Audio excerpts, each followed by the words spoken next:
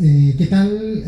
Tengan todos un gran saludo, un cordial abrazo desde estas conversaciones en torno a la cultura, el arte y la creación que armamos acá en el archivo del Ministerio de Educación, la biblioteca del Mineduc, un espacio ciudadano abierto al diálogo en torno a la tarea de la educación, el mundo docente, las investigaciones en torno al fenómeno educativo, que está abierto siempre a la ciudadanía para que el público a pie pase a conocer este lugar, a conocer las últimas publicaciones, a tomarse un espacio, un respiro necesario en torno al arte y la creación, aquí a metros del corazón de la República. Estamos en esta edición del Extremo Centro y queremos hacer una mención especial y dedicarle este programa a Maximiliano Rivero Rojas, que es un funcionario del Centro de Investigaciones del Ministerio de Educación, que hoy día partió de este plano a este mundo, y bueno, un hombre bien vinculado también al mundo creativo, al mundo de la educación, y que ha cambiado de plano, como dice la gente vincula a la espiritualidad. Hoy día vamos a conversar sobre pintura, sobre gestión, sobre creación, sobre imaginarios pictóricos con destacados invitados. Héctor León, gracias por estar acá y bienvenido al Extremo Centro. Gracias a ti, Samuel. ¿Qué tal? Saludo a ti primero, a toda la gente que nos vaya a ver. Y bueno, por Maximiliano, como me acabo de enterar. Gracias también al público que está presente aquí en nuestro espacio. Emitimos estas conversaciones cada semana y las dejamos a libre disposición en las redes sociales del Ministerio de Educación para que conozcan nuestros invitados, para que conozcan lo que están haciendo y lo que significa esto de trabajar con ideas, con intangibles como es la subjetividad, los imaginarios. Héctor, ¿qué es lo más terrible y lo más bello de ser pintor? Todo. Lo más terrible es todos los días. Todos los días son terribles siendo pintor. Todos los días son bellos también. Pero diría que la proporción no es la misma. Es más terrible que bello por lo general. Sobre todo en un país como Chile.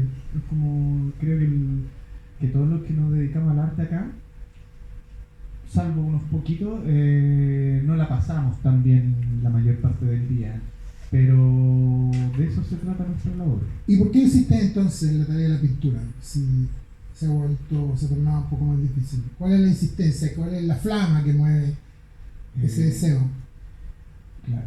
¿Cuál es la insistencia? Porque se ha tornado difícil. No es así, la insistencia siempre fue porque siempre fue difícil.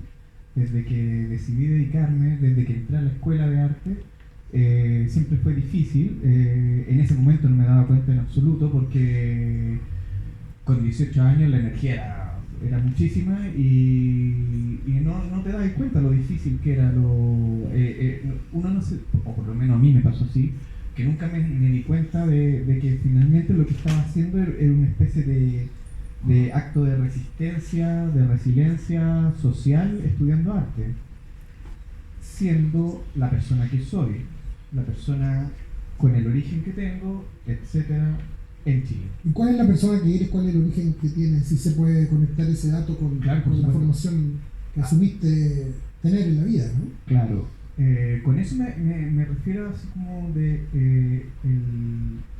un tema súper importante que de hecho he tenido muchas lecturas al respecto en el último tiempo, el tema de la clase social de origen en casi todas las disciplinas humanas, pero en un país como Chile es complejo, sobre todo en arte. O sea, me imagino que deben haber otras actividades que son peores, no sé, me imagino que el mundo de los abogados debe ser más complicado en este sentido. Así como, no sé, el gremio de dermatólogos de Chile debe ser una cuestión peor, pero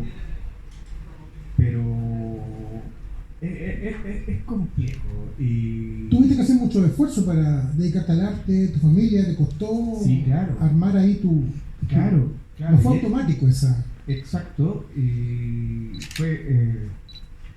tuvo muchos costos, fue difícil. Ahora, eso mismo me causa mucha alegría, ¿no? Entender mi historia, saber mi historia, poder contar mi historia como lo estoy contando ahora. Y así como para hacer un breve resumen, yo soy nacido, criado y mal criado y mal formado, mejor dicho, en instituciones públicas. Nací en un hospital público, me formé en un liceo público, ahora en uno muy bueno. Estudié la etapa liceal en el Instituto Nacional y después estudié en la Universidad de Chile Arte. Entonces, todo el rato en instituciones públicas. Este es un espacio de libros en torno a la literatura, a la escritura. ¿Cuál fue tu vínculo con los libros? ¿Viste libros de arte cuando niño? ¿Leías? ¿Te interesaban algunos pintores? ¿Cómo fue armándote? Sí. ¿Cómo se armó tu imaginario visual en torno a la... Fíjate que el tema de la literatura es muy fuerte en mi imaginario visual, en algunas cosas, como lo que está ocurriendo hoy justamente, es súper fuerte, pero eso fue muy posterior, muy posterior. De hecho, yo cuento así como que empezó mi carrera, no desde el principio, no desde que decidí ser artista, sino desde que ya estaba más formado, desde que estaba pintando, digamos, como quería pintar. Y en ese momento, las primeras cosas que hice en ese momento venían de lectura, venían de la literatura más que de referentes plásticos, en definitiva. Pero eso fue muy tardío. O sea, yo cuando niño nunca jamás me imaginé querer ser artista. Así como me gustaba mucho dibujar, sí, como a todos los niños, pero yo siempre quise ser científico. La idea de ser artista fue así como de la adolescencia tardía, no sé. ¿Tienes algún familiar o referente que te sirvió como de guía a la hora de decidirte por ser artista? ¿Un tío, una tía, un hermano, un abuelo, alguien que te haya...? No, para nada. De hecho, eso se lo debo absolutamente a... O sea, independientemente que le deba a toda mi familia, pero eso se lo debo en específico a la educación que tuve. Vale decir, a diálogos con algunos profesores. Principalmente eso, sí, conversaciones con profesores en distintos años de mi educación escolar. De ahí sí. Este programa lo ve gente como vincular la educación. ¿Qué le diría a esos jóvenes que no tienen grandes apoyos, que al igual que tú les toca una situación difícil, tal vez más difícil, y sin embargo tienen esa flama interna de dedicarse al arte? ¿Cómo se va atizando, cómo se va fortaleciendo esa vocación, ese deseo? ¿Qué mueve ese? Claro. Bueno, en primer lugar, ¿qué les diría a esos niños? Que no lo intenten, que mejor no lo hagan, y ya si no lo pueden evitar, que den la vida, ¿no? Que lo hagan, ya si es inevitable. Si lo pueden evitar, sean contadores, ¿no? O sea, no es muy romántica tu visión respecto a Y nuevamente te vuelvo a preguntar cuál es la insistencia de seguir en algo que no te es tan fácil para realizarlo, porque nunca ha sido fácil. No puedo dejar de fumar, tampoco puedo dejar de pintar. Así de simple. No tengo otro medio de expresión que yo considere válido. Sí, escribo, pero no escribo como para publicar. Entonces, ¿qué más voy a hacer? Háblanos de tu pintura. ¿Cómo llegaste a tu obra? ¿Cómo ha sido ese tránsito? ¿Ha sido fácil, difícil? ¿Te es placentero? ¿Te es dramático? ¿Te es cuestionador? ¿Cómo vas armando tu pintura? ¿Cómo la voy armando? Yo diría que no ha sido una cuestión dramática, ha sido bastante fluido en términos de que, entendiendo que ya llevo así como exponiendo 20 años, pero que yo diga así como carrera, deben ser como 15 años. 15 años en donde estoy pintando como quiero pintar, o algo por ahí. Y en esos 15 años ha sido bastante fluido, como no ha sido muy dramático, no ha sido muy sufriente en el sentido estricto de la pintura, como disciplina física. Porque hay otras partes de mí que sí han sido más complejas, sufrientes y dramáticas y que está plasmado en la misma pintura, pero eso ya está en mi vida. Que bueno, es lo mismo en realidad. Pero ha sido fluido, como mencioné recién, estudié en la Chile, terminé la escuela muy chico, terminé la escuela como a los 21 o 22, chico igual, y después de eso, ahí es cuando yo creo que en verdad empieza mi carrera, a nivel formativo incluso, porque terminando la escuela me entré casi por casualidad de la vida al taller de Francisco González Linero, que un enorme pintor nacional, enorme artista nacional, de los más grandes y casi y desconocido por mucha gente.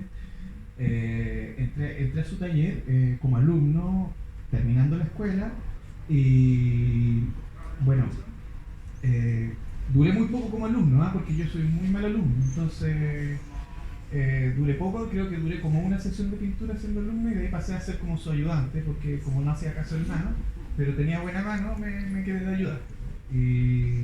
Y terminamos con una gran amistad antes de su fallecimiento en el 2018, terminamos siendo grandes amigos, y el hecho de haber entrado a su taller a trabajar con él me abrió la cabeza en términos pictóricos, porque uno saliendo de la escuela en términos de pintura es como no es buena para eso, hay que buscárselo en la vida. Háblanos un poco de eso, del proceso de cuando tú dices, me rompió la cabeza este vínculo con un maestro, con un profesor que está fuera del ámbito académico. ¿Por qué? ¿Qué ocurre en la academia versus esta apertura que te proponen personas como Linero, que aparece en tu vida? Claro, González Linero.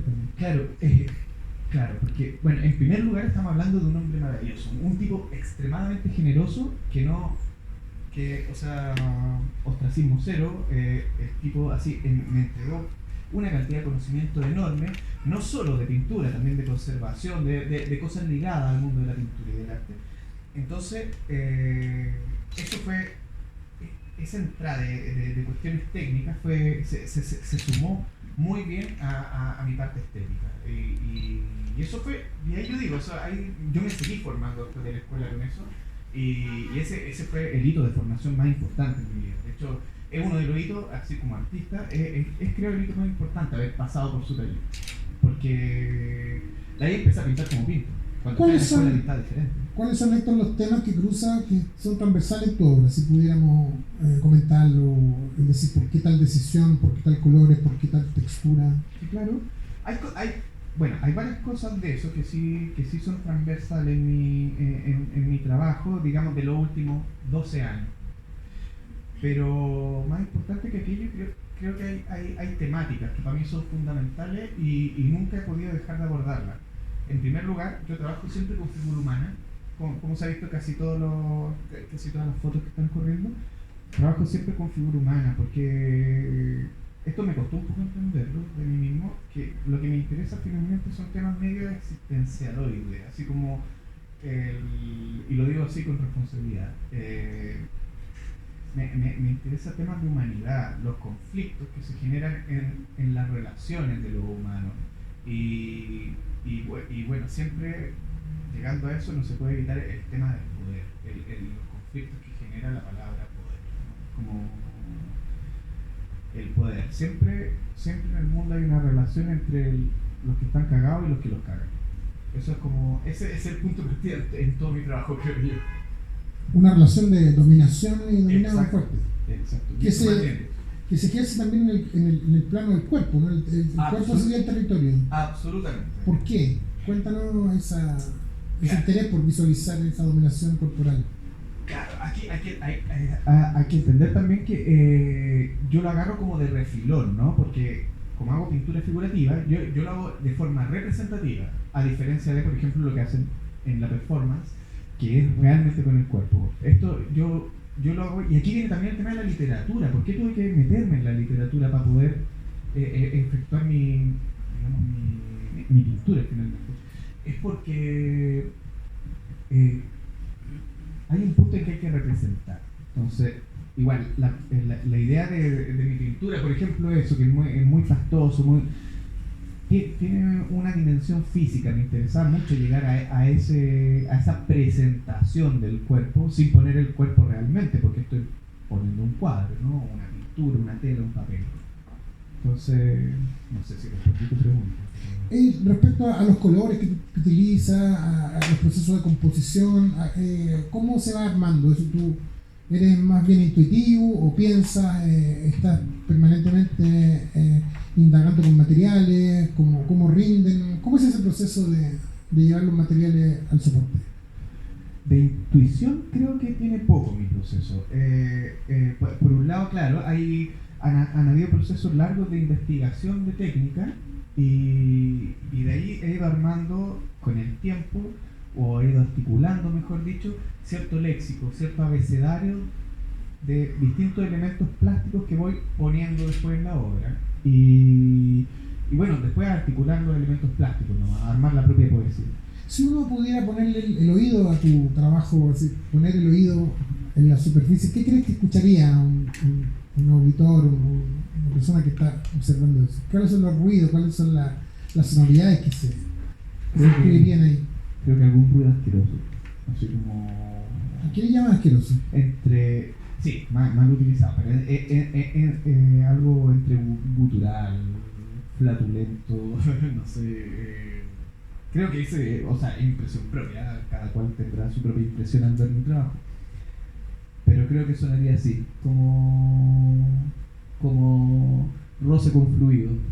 Cuando tú hablas de esto, de cierto filón existencialista que aplicaba en tu trabajo, ¿cómo dialoga eso con los materiales que estás armando, con los diseños que estás proponiendo? ¿Se podría hacer una relación que tú puedes establecer entre existencialismo y pintura, entre existencialismo e imagen? Claro, creo que la relación va más con las imágenes que produzco. Ahora, para lograr esas imágenes es que utilizo de cierta forma los materiales. Ahí no me cuesta entender una relación directa entre el material y la idea de hacer así como una obra medio existencialista de forma directa. Tiene que mediar la imagen. O sea, hay un contexto narrativo que es inevitable para poder entenderlo. ¿Trabajas en el día, en la noche? ¿Tienes una metodología aleatorio? ¿Cómo te enfrentas al acto de pintar? Totalmente aleatorio y con sin caña, metodología. con súper bien levantado, temprano, en la noche, con alcohol, con sustancias que te permiten expandir la conciencia. ¿Cómo se logra ese trabajo?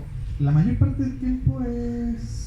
No tengo horario, pero la mayor parte del tiempo es con una sobredosis de cafeína en el cuerpo y de nicotina, pero pinto en todos los estados en realidad. Así como hubo un tiempo en donde estuve practicando una cuestión por necesidad de el cuadro que estaba pintando, en donde estuve trabajando borracho. Pero ¿por qué? Era para tomar ciertas decisiones de mezclas de color que no hubiese tomado sobrio. Y funcionó. Borracho tú le dices al estado como embriaguez, ¿no? Como etílico, sí. ¿Y eso es consciente, inconsciente? Claro, sí, no, planificado. ¿Buscas tú una manera de agudizar el ojo con cierta... No es que tomase una dosis así como... No, estaba carreteando y me ponía a pintar en ese momento. Como, no es tan serio como... No soy Huxley. ¿Sabes por qué te lo pregunto? Porque encuentro que a mí me ha tocado dialogar a veces con personas de a pie, individuos que no están en el fenómeno artístico, pero sí les interesa. Siempre creen que es necesario como que el artista tiene que tomar algo, ¿no? Tomar ciertas decisiones de estimulación para lograr que las imágenes vayan armándose. ¿Tú crees en eso o crees que...? No. Bueno, por lo menos a mí no me pasa así. Es que ese tema, y ahí vuelvo al tema a la no romantización de mi propio oficio, es como... es todo más simple. En realidad, cuando yo digo, porque tomaría una decisión que no tomaría estando en este estado, hablo de las decisiones simples, el resto todas las tomo bien solo. No sé, intentar poner un color que jamás me ocurriría ponerle a una cuestión, qué sé yo, color más chillón que... De la paleta. Claro, de la paleta que jamás lo hubiese puesto. Resultó que en cierto estado decidí ponerlo así. Y después lo veo al otro día y es como, esto, ¿de dónde salió? Sí, hay algo que proviene de otro lado, pero es una decisión simple. ¿Cuánto te demora en armar cada cuadro, más o menos? Puede estar un año, puede estar un mes, puede estar 2 días, una noche. ¿Cómo se va y se entra y se sale de esa producción? Claro.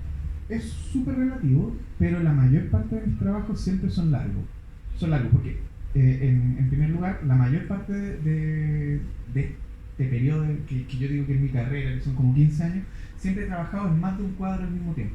Trabajo en varios. Entonces, cada cuadro, desde que le doy la primera pincel al soporte hasta que ya lo cierro, puede pasar un año en el taller. Como un año, hasta un año y medio. Hubo uno que estuve 5 años tocando, ¿no? ¿Sabes? Porque como trabajo en varios, trabajo por serie. Entonces, no sé, una serie me tomó 5 años, después la serie siguiente me tomó 2 años, la siguiente me tomó, qué sé yo, 1 año y medio, y así sucesivamente. Y los cuadros los agarro, los suelto, los voy cambiando, empiezan a conversar entre ellos, entonces lo que le hace falta a este lo tiene este otro, etcétera. Tú vives en un barrio histórico de Santiago y vives con tu compañera. No, Pero me cambié. Ah, ya. Ahora vivo en otro histórico. Pero ¿cómo es el proceso de ser? Te lo pregunto así a nivel de la cosa ordinaria, de lo común, pero cuando estás en pleno proceso y además tú vives con tu compañera, tal vez a veces no quieres que te hablen, a veces tal vez te encierras horas pintando, no. ¿Cómo se construye una cotidianidad así como con... Fíjate, hace poco estuvimos conversando eso con mi compañera, justamente, y la cotidianidad que tengo, yo no sé cómo serán el resto de los pintores, pero la verdad es que mis sesiones no son largas, son súper entrecortadas, y los periodos de déficit atencional definitivamente, pero los periodos en que estoy pintando son cortitos. Y lo voy intercalando con... Llevo harto tiempo en eso, que lo voy intercalando con como labores caseras. Así, no sé, limpio el baño, pinto. Voy a lavar la loza, pinto. Y así sucesivamente, y así se me va el día. Nos has entrado como en una histeria productiva, ¿no? Nos has entrado en una histeria productiva como de no querer hablar, de estar irascible, de estar iracundo. Pasa, pero yo le digo como periodo de como estar pegado. No me pasa, no me cambia mucho la psiquis, sino que más bien como que ando muy pegado en momentos reflexivos, y sobre todo cuando estoy empezando una obra. Cuando estoy empezando una obra que como que tengo que pensar cómo decir lo que quiero decir, ahí estoy pegado todo el rato, hasta que ya se destapa y... ¿Qué es para ti lo bello, lo feo, lo intragable? Esos conceptos como que están tan encima a la hora de hablar sobre pintura. Estoy pensando siempre en cómo piensa una mayor cantidad de personas, Claro, ¿no? claro. No te dicen qué bonito, qué feo, ¿cuál es tu reflexión de esos mensajes que puede tirar un público, ¿no? Mira, ¿Te interesa o no te interesan? no mucho, pero sí siempre me interesa lo que opinan de mi trabajo. No puedo decir que soy así el más panqueta del mundo, no, para nada. Pero hay así como los conceptos de... Ahí me estáis pillando, porque concepto de belleza, ¿por dónde lo agarro? Tengo un par de cositas claras, que no sé, que la fealdad supera lo bello, y que lo monstruoso supera la fealdad. Eso lo tengo súper claro y lo aplico en mi trabajo. Pero así como decir qué es cada una de estas cosas, no sé si podría. Como lo tengo como ideas rondantes, pero no me sería difícil definirlo. La situación económica de tu trabajo pictórico, ¿cómo se resuelve? ¿Se vende? ¿Tú haces un trabajo que no tiene nada que ver con lo comercial? ¿Cómo financias tu vida de pintor? O sea, yo hago pintura, produzco un objeto, por lo tanto, sí es comercial. Todo es comercial, ¿no? Y ojalá se vendiera, porque finalmente para vivir, yo no vivo, si la pregunta iba por ahí, yo no vivo de lo que hago. O sea, no vivo de lo que pinto. Para vivir hago otras actividades, hago clases.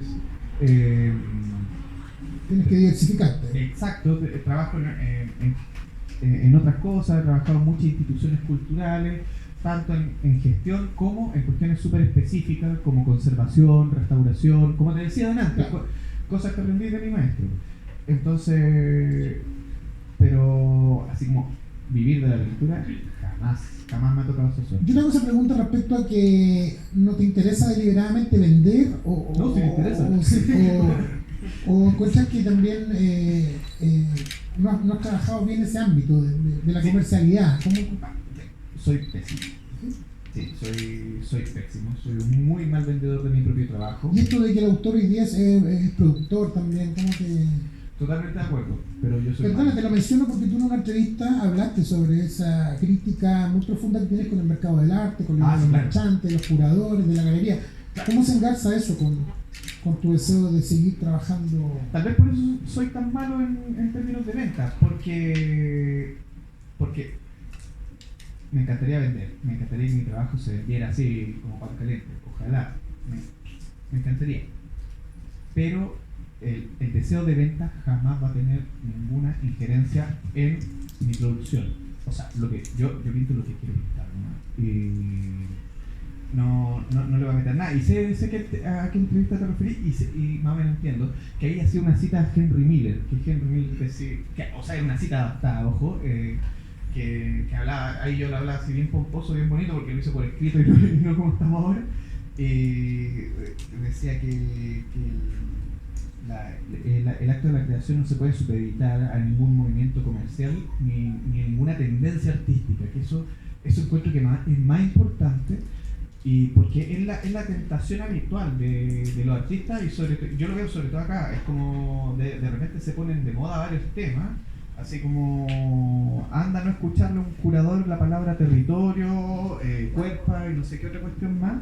Hablan todos de lo mismo al final y todos tienen, y se arma como un discurso universal del arte en el país, eso pasa cada rato, y ante eso yo digo, no, prefiero que nadie me pesque, pero yo voy por mi lado. Héctor León San Martín, una pregunta extraña, ¿para qué sirve tu pintura? En este momento, para quitarme espacio en la casa. ¿Qué sensación te interesa detonarle en el público que la ve, que se aproxima, que está mirándola? ¿Qué sensorium le quieres como activar? Varias cosas. Pero todas las sensaciones que me interesan activar, como dices tú, en el público, son para que finalmente, como para abrir así como el chakra para entregar el contenido. Porque cuando ha hecho algunas cosas que se ven como, a veces, que así me lo ha dicho la gente, ¿no? Que se ven como asquerosas, que se ven aquí, que se ven allá, es para activar algo para que puedan entender lo que yo quiero decir. Y con esto no quiero ser pretencioso, pero sabes que hay muy poca gente que entiende la obra que ve. Es como, no sé, hablando de esta serie que te comentaba que me tardé 5 años en hacer, que estuvo en mi cabeza súper armada y fue como, yo lo pienso siempre que fue como una especie de escritura de novela armar este cuento, ¿no? Esta serie que terminó en un políptico muy grande, y cuando lo hice, lo terminé, lo expuse en muchísimas partes, y la gente cuando me hablaba de este trabajo, yo sé que que la obra se termina con el espectador y todo ese cuento, pero bueno, uno igual hace las cuestiones por algo, y todo el mundo que me habló de esa obra, que en mi cabeza era una obra muy bien articulada, nadie hablaba por cabeza de pescado, excepto una persona de no sé cuánto público tuvo esa obra, porque se expuso muchas veces.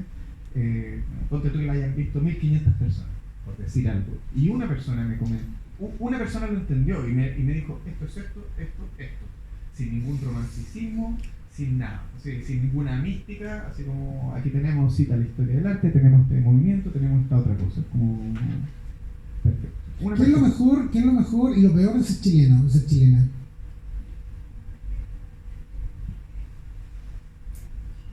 Partamos por la parte de lo peor. Lo peor de ser chileno, no creo que sea para todos los chilenos, pero yo creo que en Chile lo peor es ser pobre. Así como es casi un pecado ser pobre. Es un pecado ser pum en Chile, ¿no? Es como... Marginal. Sí, totalmente. Y lo mejor... Eso te lo mando por escrito, porque tendría que pensarlo. ¿Tú crees que tu pintura puede funcionar en algunos aspectos como un espejo también del tiempo en que estamos experimentando? Me gustaría que así fuera. Me pasó una vez que, lamentablemente, esto fue por una serie que pinté y expuse en un par de lados. Tuvo poco público por problemas de gestión de los espacios donde lo mostré, pero fue una serie que pinté entre el año 2018 y 2019. ¿Cómo se llamaba? Vástagos. Y era una serie de 5 cuadros grandes y otros cuadros en formatos más chicos. Y esa serie tenía una carga social potente, pero bien como en lo que hago yo. O sea, cero panfleto, por supuesto, no había política fácil de ver. Pero esta serie se editó, se mostró por primera vez en mayo, junio del 2019, poquito antes del estallido social. Y después de unos meses, en conversaciones con amigos más inteligentes que yo, digamos, nos dimos cuenta de que había cosas que eran visionarias dentro de esta serie. Y yo creo que era simplemente porque en ese momento, yo no le estaba pasando muy bien en términos económicos, sociales, etcétera. Digo sociales que no me pescaban como artista en ningún lado, ese tipo de problemas. En ese tiempo yo me sentía muy cagado y tal vez de alguna forma, sin pretendérmelo, estaba expresando un malestar general que meses después se vio, pero así, a todo dar, ¿no? ¿Cuál es la diferencia, tu juicio, entre cuerpo y carne? ¿A ti te interesan harto las carnes como una materialidad a trabajar, a abordar, a merodear?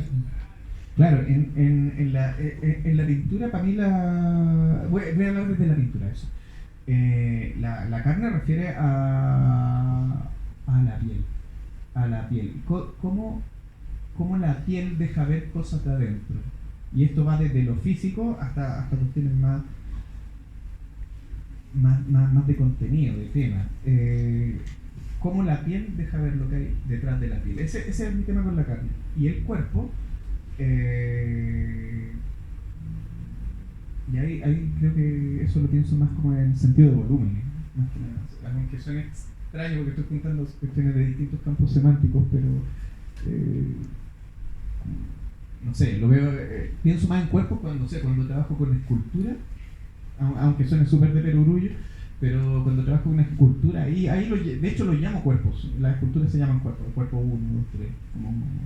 ¿Qué lugar tiene en tu trabajo la reflexión sobre ideas como la muerte, el fin, el agotamiento, el derrumbe, la pudrición? Mi trabajo, creo, o cuando trabajo, en realidad pienso mucho en la muerte, la muerte todo el rato, y pienso, sobre todo en los últimos años, estoy pensando en que lo que pinto, ojalá que alguien lo vea en algún momento, que definitivamente no va a ser eterno. Así porque aunque pintar es una especie de lucha por la trascendencia, ¿no? Bueno, casi todas las disciplinas artísticas lo son, pero aquí estamos con lecera. En 100 años nadie se va a acordar de mí. ¿Qué lugar crees que le queda al arte, a la pintura, en una sociedad como la que estamos viviendo, la que vivimos planetariamente, ¿no? Donde se impone la liviandad, lo efímero, creo lo digital? Claro, también. ¿Qué lugar le queda a la pintura? Que tiene su lugar también lo digital. A la pintura creo que la pintura tiene un lugar de resistencia. De resistencia un tanto tosuda, anacrónica. Creo que para ser pintor hay que ser un poco tonto también, un poco ingenuo, porque pintar cuando hay tantas otras formas, tanto más fáciles, tanto más vendibles, tanto más, publicables de generar imágenes, ¿no? Pero la pintura es mucho más que la imagen. La tosudez recae ahí. Te vuelvo a preguntar, ¿qué es para ti lo bello? ¿Cuándo te enfrentas a algo que tú podrías definir como que te conmueve, que tiene una belleza para ti importante, que te interesa archivar, rescatar? Tal vez acciones. Hay acciones que me parecen bellas, loables. Pero así como belleza física,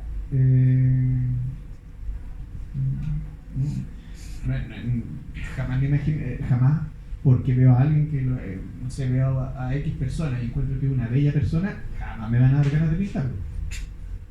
Es como, ahora si esa persona es horrible, es una mala persona, ahí creo que hay algo que se puede sacar para pintar. En tu pintura, ¿qué influencias flotan, por ejemplo? Sé que te gusta Ansel Kiefer, por ejemplo.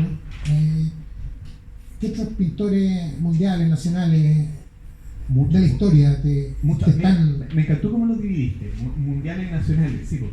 En mundiales, bueno, están evidentemente, y en mi pintura creo que se nota, o ojalá que se note, los referentes clásicos.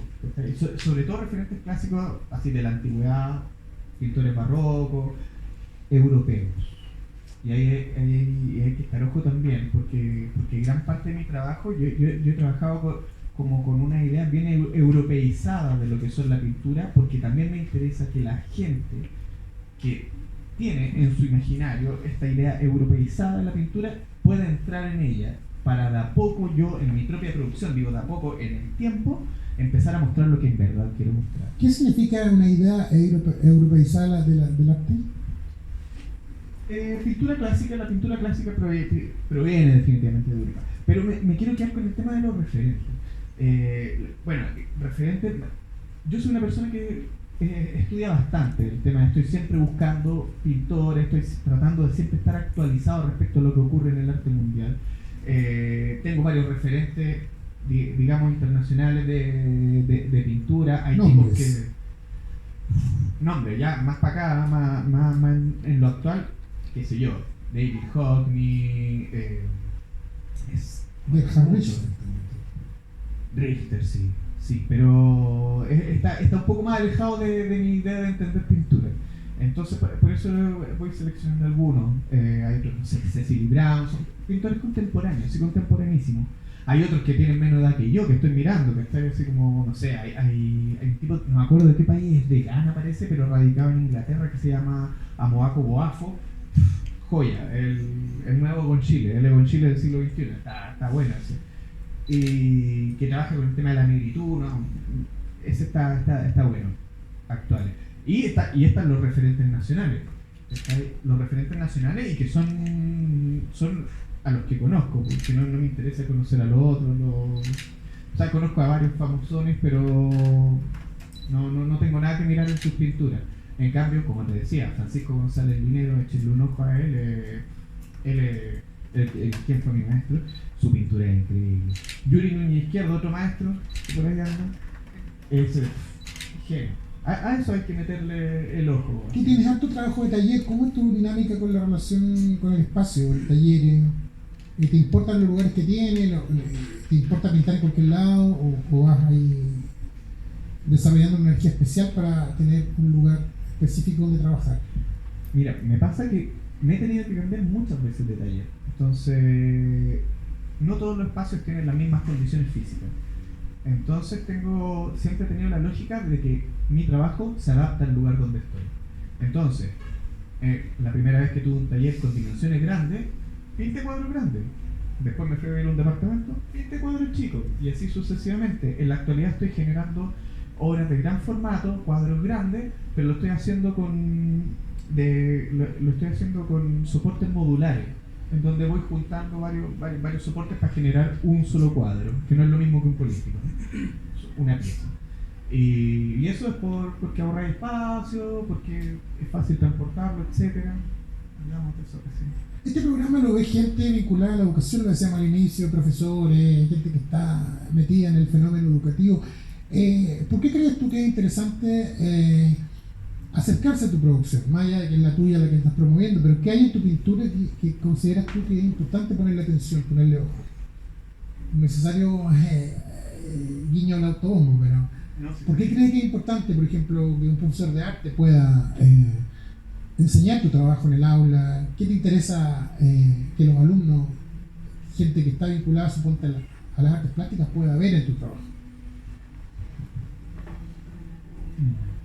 Que puedan ver y entender la pintura, según el cuento que estoy contando yo de pintura. Hay otras formas, otros autores tienen otras formas de entrar a la pintura, pero finalmente eso, que tiene que ver con insisto, tema técnico, estético, de contenido, etc. Pero que mi trabajo sirva para hacer un acercamiento a la pintura, que no es tan simple como tomar un libro de pintura y conocerla. No, la pintura hay que entenderla, hay que conocerla, hay que verla en el museo, hay que verla en la galería, hay que verla en el taller del amigo para poder entenderla. No, tiene ese componente físico innegable. Y eso, pero al final no sé, en realidad quizás no deberían ver mi pintura. ¿Cómo ves el futuro estético del país? O sea, los alumnos, los jóvenes actuales, ¿los ves como cercanos, emocionados por la pintura? Cuando vas al museo, ¿ves gente joven? ¿Ves en la galería interés por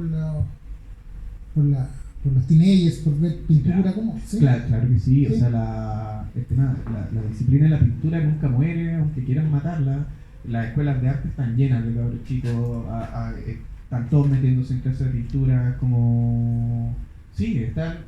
Yo creo que ese interés no decae, pero para nada. Además que la pintura, ahora citando la malla que hace poco caché que está en la China ahora, la pintura como lengua madre de las artes visuales no muere, ni a palos, así como,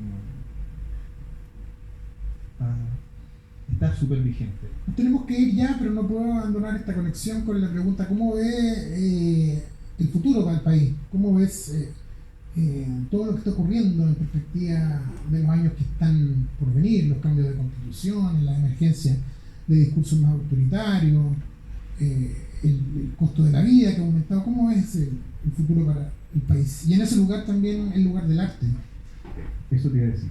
Creo que se viene un momento muy bueno para el arte. Sí, sobre todo para las artes visuales. Se viene un momento muy bueno porque vamos a empezar a tener enemigos claros. Porque el futuro del país se viene bien terrible, creo. Entonces vamos a tener enemigos claros, va a haber mucho contra lo que pelear. Y espero que los artistas entiendan, y no como se hizo antes, que hay que hacerlo de la forma menos clara posible. Y ahí creo que lo único que nos puede salvar es la poesía, ya que estamos en como desde todos lados, desde la plástica, por supuesto que es mi lugar, obviamente desde la literatura. Es como hay que revivir los valores poéticos para producir arte contra esto que se nos viene. Bueno, con esa tarea, con ese mensaje revitalizador y emancipador también, donde el arte, la forma, la creación tiene lugar, Y deprimido. no tan esperanzados. Bueno, quiero agradecerte, Héctor, por estar acá en este deseo de buscar los puntos para seguir articulando el acto de crear, acá en la biblioteca del Ministerio de Educación. Gracias a nuestro equipo productor y al público en sala que pudo venir y que nos acompañó. Las conversaciones quedan colgadas en nuestra página, en las redes sociales, y bueno, gracias por tu insistencia, por tu descarnada visión sobre la belleza y lo que no es tan bello aparentemente, y por seguir insistiendo en la creación como actor resistencia. Gracias, público querido, y nos vemos la próxima semana en este Extremo Centro. Gracias a ti, Samuel.